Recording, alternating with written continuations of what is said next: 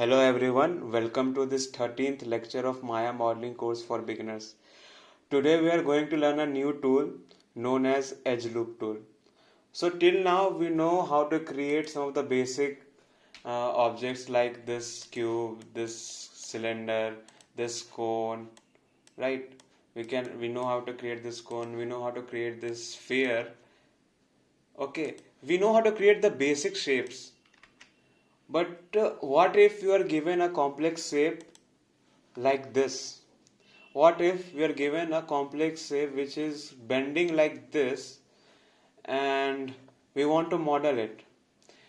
There must be some kind of technique through which we are going to, make this kind of a bending kind of thing. Okay.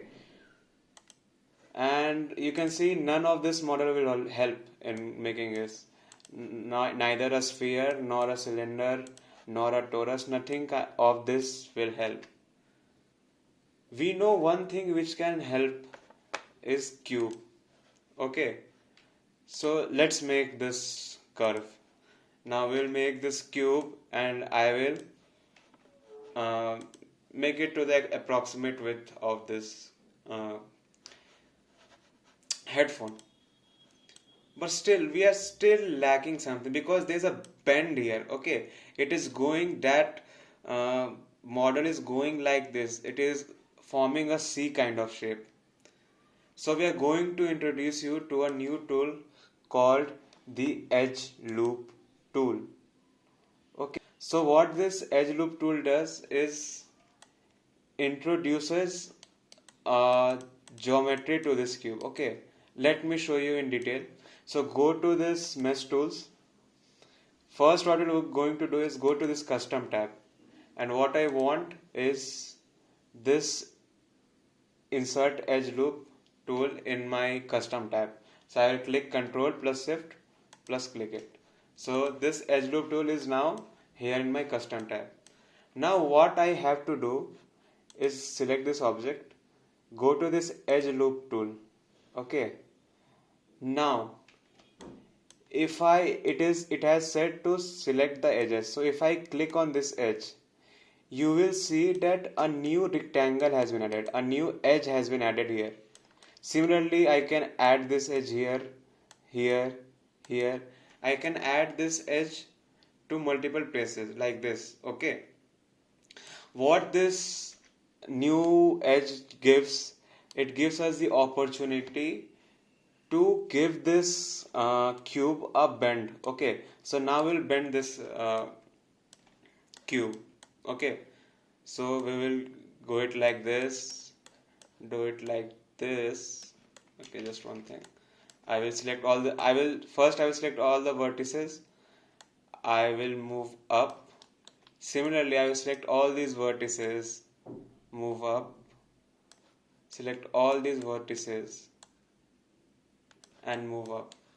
Now you can see that this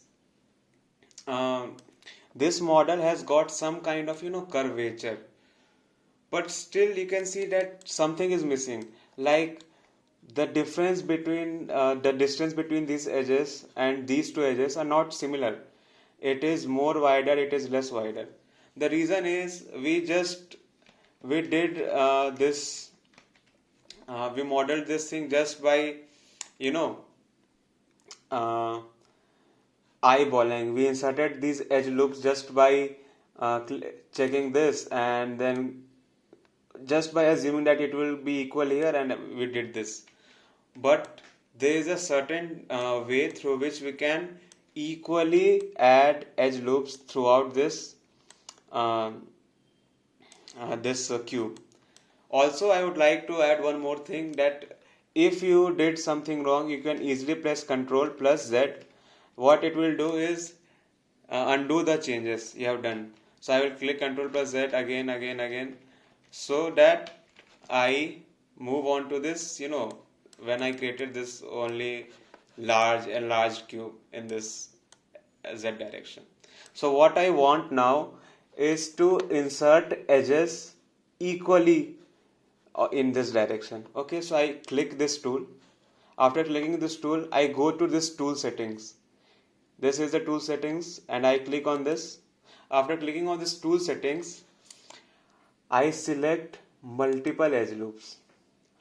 After selecting multiple edge loops, now what this will have, it will create multiple, and you have to check this use equal multiplier.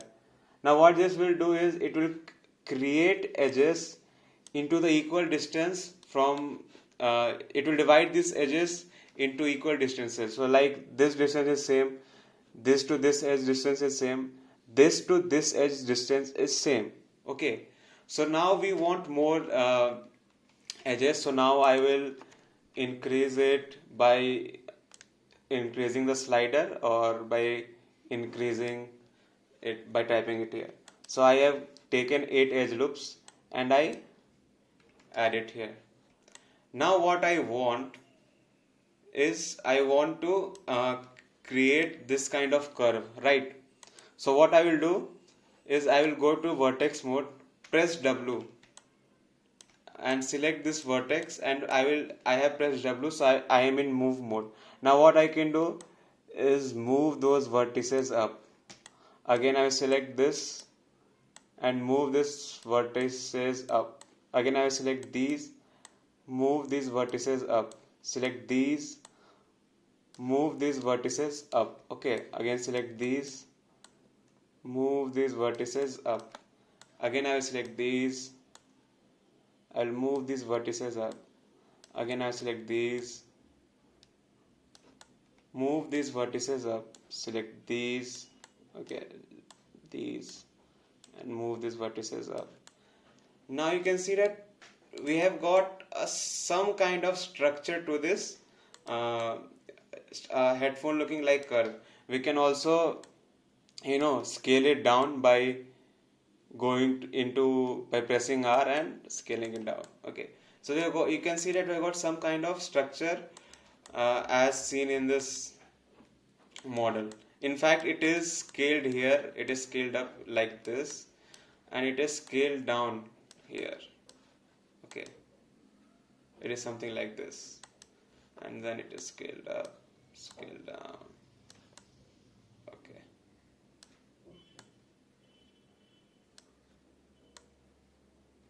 okay, something like this. So it was just for your brief overview.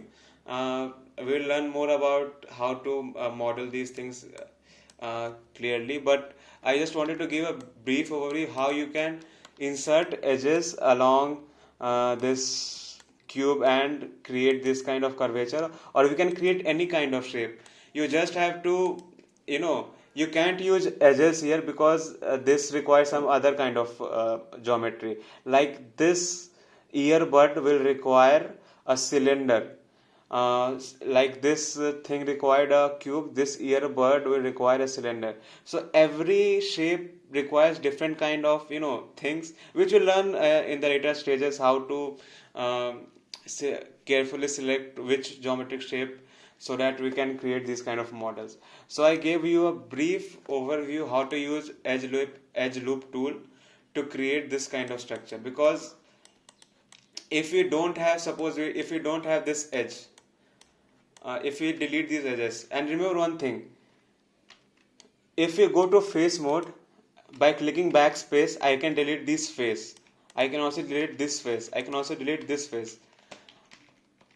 But if I am in edge mode, if we double click, it will select all of these edges, this edge loop, all of these edge loops, it will select all of these edge loops. Okay, remember one thing, you can't, if you want to delete this edge, you can't just press backspace, because if you go into vertex mode, you can still see vertices here, and we don't want vertices here. What we want is to completely delete this edge. So how we will delete this edge? We will select shift plus right mouse button and slide down to this delete edge. Now you will, when you go to this vertex mode, you will see that there is no vertex here. So this is the right way to delete the edges. So I will again show you this, shift plus right click and delete edge. Now you can see there is no vertices here, no vertex here. But if you had deleted just by clicking backspace, you can see vertices are here, and what this will create is like we discussed in our last lecture, like we know what this is a quad, this is a quad, this is a quad, but what this becomes is an n-gon. Okay, and this has got how many vertices? One. How many edges? One, two, three, four, five, six. Okay, again, one, two, three, four, five, six. So this has got six edges. Okay, now dealing with six edges is very hard for the computers, and it also messes up our object.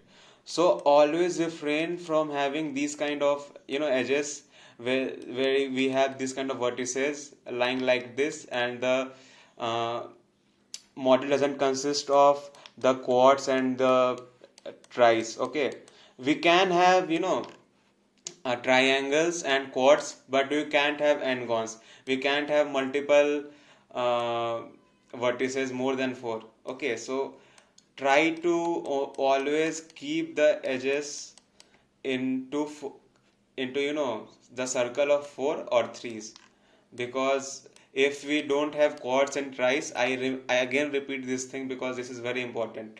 If we don't delete this edge, okay, if you don't delete this edge like this will create an n-gon, and dealing with n-gons is quite tough, and this will also disintegrate your model. So what we have learned today is how to insert edge loops to create complex shapes. Okay, and also we learned how to delete the edges and what is an n-gon. So rewatch these lectures again and again so that you can understand what concepts I have introduced to you to this lecture. Okay.